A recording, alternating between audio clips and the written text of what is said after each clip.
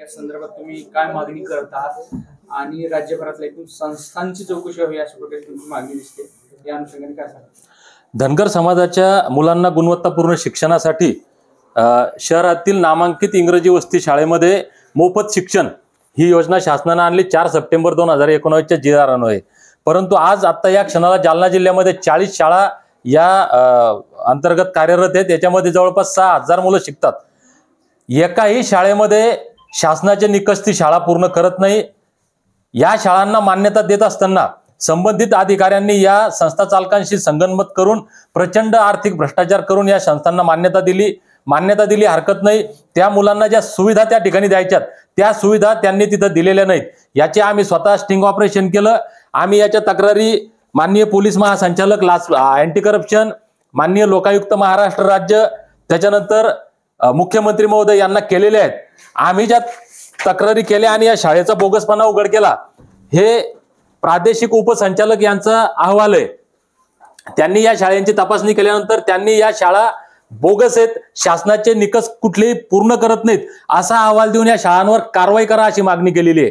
आम्ही स्वतः वेगवेगळ्या पत्रान्वये या सहसंचालक इतर मागास बहुजन कल्याण यांना पत्र देऊन कळवलं की तुम्ही या शाळांना त्यांचा पेमेंट अदा करू नका, त्यांची तपासणी करा, ज्या योग्य शाळा आहेत त्यांना पैसे द्या। परंतु तरी सुद्धा यांनी पैसे दिले। मुळात या सर्व भ्रष्ट अधिकाऱ्यांना सोबत घेऊन संस्था चालकांनी जालना जिल्ह्यामध्ये 40 कोटींचा आभार आहे। महाराष्ट्रातल्या प्रत्येक शाळेची हीच अवस्था आहे, प्रत्येक जिल्ह्यात हीच अवस्था आहे। आमची माननीय मुख्यमंत्र्यांना, संवेदनशील मुख्यमंत्री, त्यांना मागणी आहे की ज्या इतर बहुजन कल्याण खात्याच्या अंतर्गत हा भ्रष्टाचार झाला, जिल्ह्याच्या वतीनं जिल्ह्याचे जिल्हाधिकारी या सर्व समितीचा अहवाल घेऊन या शाळेची मान्यता द्यावी की नाही द्यावी हा अहवाल मंत्रालयात पाठवतात आणि मंत्री इतर मागास बहुजन कल्याण जे सध्या अतुल सावे साहेब आहेत यांच्या खात्यातून या शाळांना मंजुरी मिळाली।